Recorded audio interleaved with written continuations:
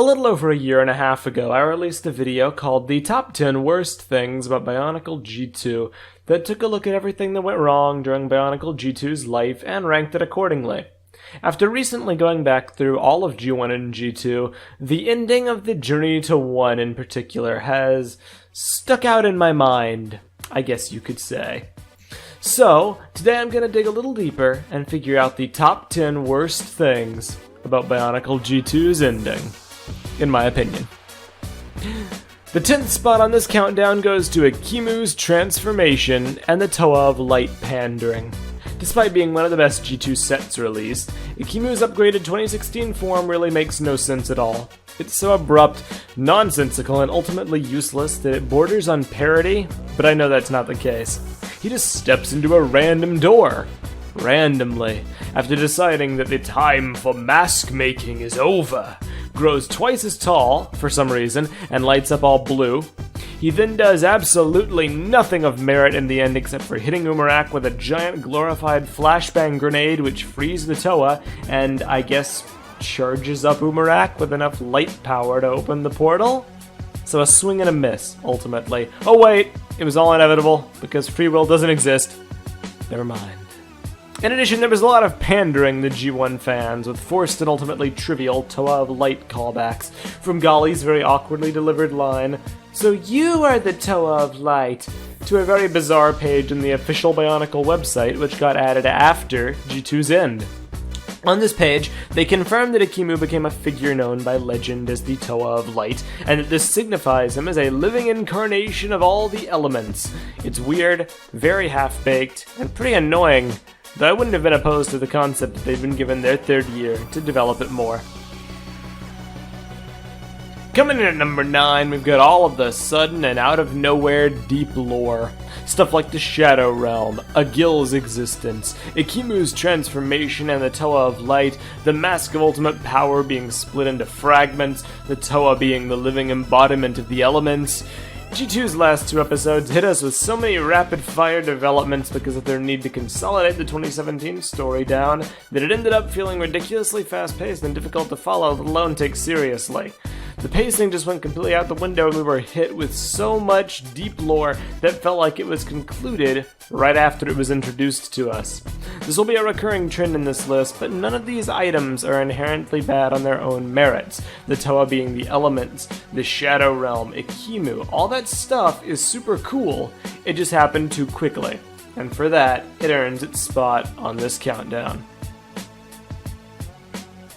Taking the number 8 spot is the absolutely nonsensical Shadow Realm subplot.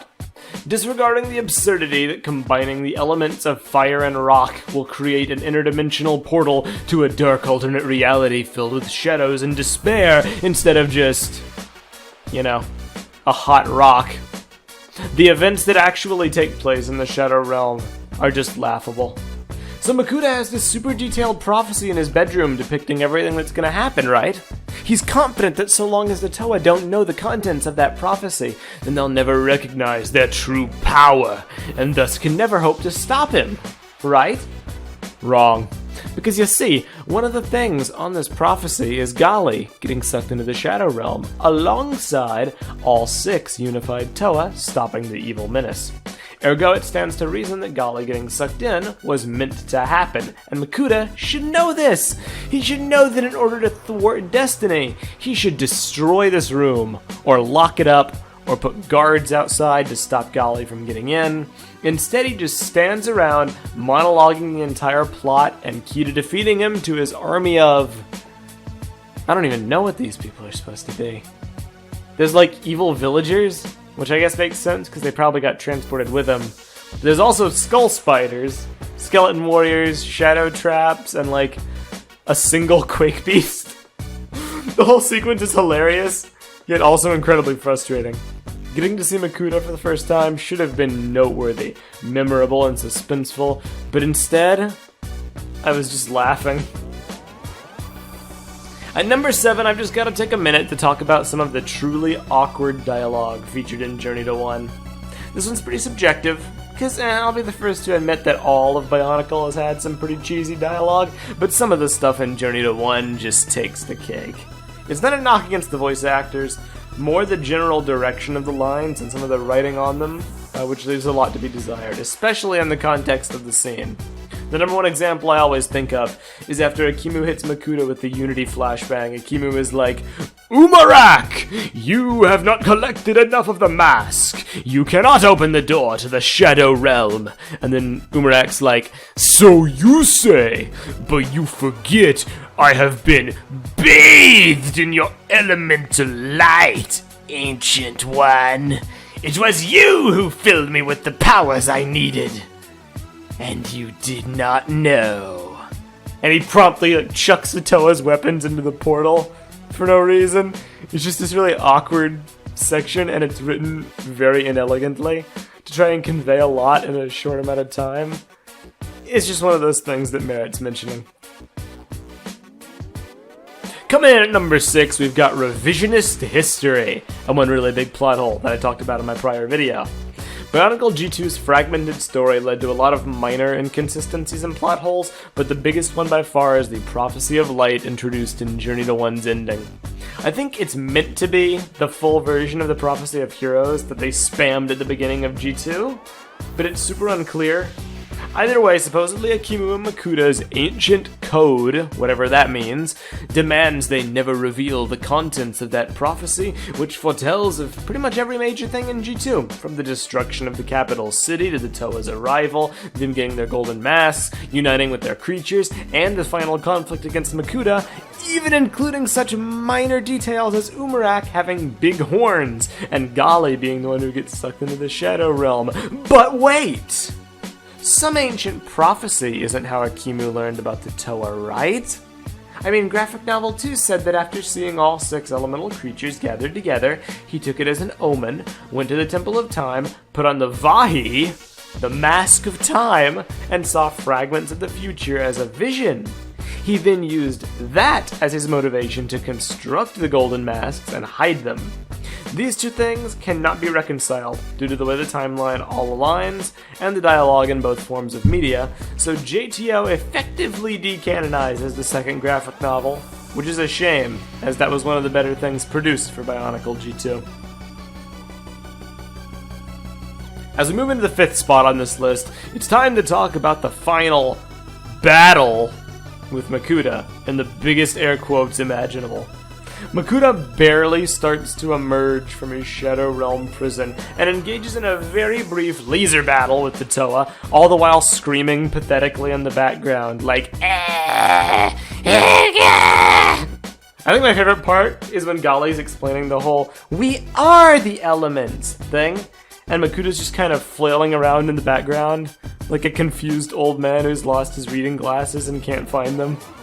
Makuta fighting the Toa in a 6v1 laser battle isn't inherently bad, even if it is very cliche and anticlimactic, but the speed in which it was handled, and the fact that he didn't even emerge from his portal for the final battle, makes it a profoundly unsatisfying ending to this short-lived theme.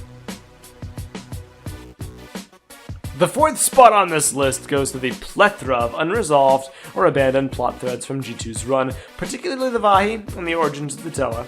This one's been beaten to death in the community, but it deserves to be mentioned. The ending came and went, swiftly ignoring 2 big mysteries raised during the early days of G2 to accommodate the swift rewrites. The Vahi, used as the means by which the Toa initially arrived on Okoto, was completely ignored in the ending. The many theories about the Vahi and a possible connection between the 2 generations were 100% disregarded by Journey to One's conclusion, and that's a shame. Additionally, the mysteries behind the origins of the Toa, their arrival on Okoto, and the Toa's feelings of familiarity with the Labyrinth of Control, none of them received answers. There's theories that the reason the Toa felt it was familiar is because the creatures are just another incarnation of the elements, much like the Toa themselves, and ergo they would share residual memories and feelings, because they're both like forces of nature of the same kind of thing, but that was never once explicitly stated by the show itself. G2's ending abandoned all the mysteries of the theme in favor of new mysteries and plot twists, which were swiftly concluded to accommodate the cancellation. Truly a great tragedy. The top 3 begins with the general rushed pace and consolidation of the 2017 story. I spoke about this earlier in regards to the deep lore introduced, but the third spot goes to the net cause behind all of this. In all likelihood, the 2017 story was going to involve the Toa either venturing into the Shadow Realm to stop Makuta from being freed, or Makuta emerging from his prison to fight the Toa on Okoto. The shattered pieces of the Mask of Ultimate Power would have likely been the collectibles for that specific year, and in general, had things played out in that manner, it would have been decently satisfying. But it didn't. The theme got cancelled, causing the planned 2017 story to be combined with 2016's to create the rushed, mangled mess we ended up receiving in the last 2 episodes of Journey to 1. The arc was hastily combined with Umarak the Destroyer's rampage, leading to a severe lack of focus and development for Makuta, and a hasty conclusion to the theme in general. Coming in at number 2, we have my personal biggest problem with G2's ending, the harsh maintaining of the status quo and the nonsensical way the Toa defeated Makuta. I ranted about this in the TTV podcast episode Journey to Done about G2's end, but I'll go over it again here. Let's think about this for a second. The Toa were not called down to Okoto because Makuta was free from his Shadow Realm prison, rampaging across Okoto and causing doom and despair wherever he went. No, he was trapped from the beginning. The Toa were called down because of Makuta's minions, rampaging across Okoto and causing doom and despair wherever they went. The Toa didn't even do anything to permanently stop Makuta. They just re-banished him to the Shadow Realm. And then left. He could do it again! He could do it all again! The creatures are around, sure, but they were around before. The only difference is Akimu, who's a worthless old man who can't even take down one lowly storm beast while he's in his super powered up form. There is literally nothing to stop Makuta's rampaging Skull Spider army, or whatever other dark legions he can manifest with his interdimensional shadow power. Status quo is so aggressively maintained because LEGO was too afraid of the Toa actually killing Makuta or doing anything to stop him that it breaks the entire conflict of the theme. They didn't even have to kill him, necessarily, just either let him actually escape the Shadow Realm and then rebanish him, implying a sense of some kind of progress, or figure out some other way to defeat him, like trapping him in a Toa seal, or freezing his portal thing forever in an elemental prison. Anything but just returning Okoto back to where it was at the theme's beginning. Now they're all gonna die because they ain't got no Toa! Hooray for happy endings. Before we get to the top spot on this list, I'd like to give an honorable mention to everyone's favorite botched reference, Dud, aka Duty, Unity, Destiny. G2 tried to pay homage to Bionicle's core virtues of UDD and G2, but they did it in a very awkward way, insisting on assigning each individual year of virtue. So in the first year, their duty was to awaken Akimu, and they did that. Then they had to achieve unity with the creatures, and they did that. Then their destiny was to defeat Makuta and return to the stars, and they did that. Sounds good in theory, except for the fact that it was entirely unnecessary to do in that particular way, because they work unity, duty, and destiny into the conversation so much that the order thing really doesn't matter. In 2015, they were told to unite so many times, we must work together! And Akimu was like, have you learned nothing? You must defeat Skullbasher with unity! And then they one-hit kill him. So technically unity came first anyway, an equal argument could be made for that coming first, as you can make for duty. So they didn't have to do that at all.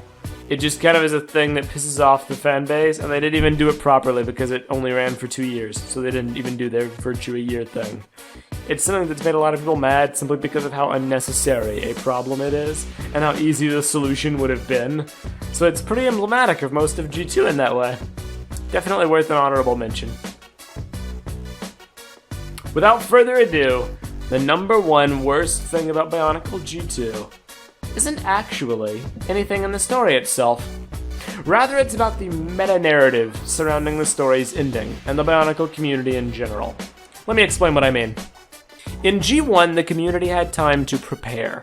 There were rumors and leaks of the cancellation for months, and even when it was officially announced, LEGO did it via a press release sent out to BZ Power, the largest community site, explaining in detail their rationale for taking Bionicle away, whilst promising that we would still have several months more of story to look forward to, and that Greg would continue to update BionicleStory.com post-ending.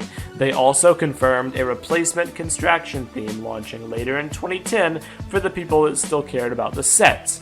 As far as cancellation announcements go, it was pretty good.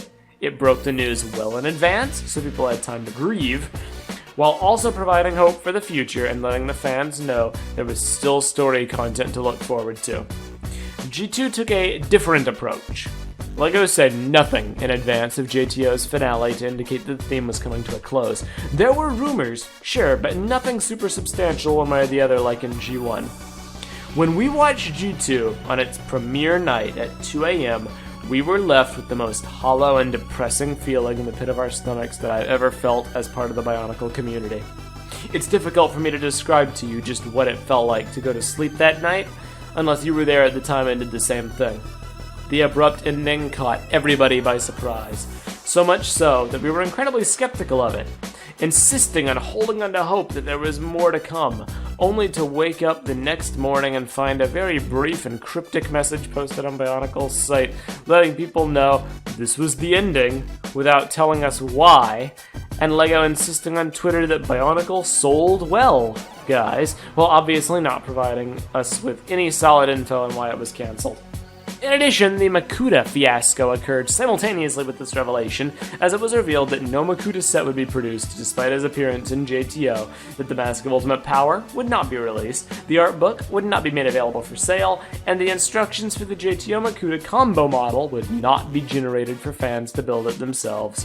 It was just a series of consecutive disappointments, one after the other, with nothing positive at all to latch onto except for the Makuta building challenge, and I guess the possibility of maybe winning an art book from fan site competitions. The way G2's ending was communicated to the fans, coupled with the Makuta fiasco, marks a low point in the Bionicle community's morale, and it is for that reason that it more than deserves the top spot on this countdown. But those are just my thoughts. What are yours? What were your least favorite things about the Journey to One's ending? Post them up in the comments of this video, or share your thoughts in the TTV message boards at board.ttvchannel.com. Additionally, if you want to support us further, please consider checking us out at patreon.com/TTVchannel. For as low as $1 a month, you can join our exclusive Patreon Discord server and interact with us all behind the scenes, as well as help bring back the TTV t-shirts. Thank you so much for watching, and I will see you next time.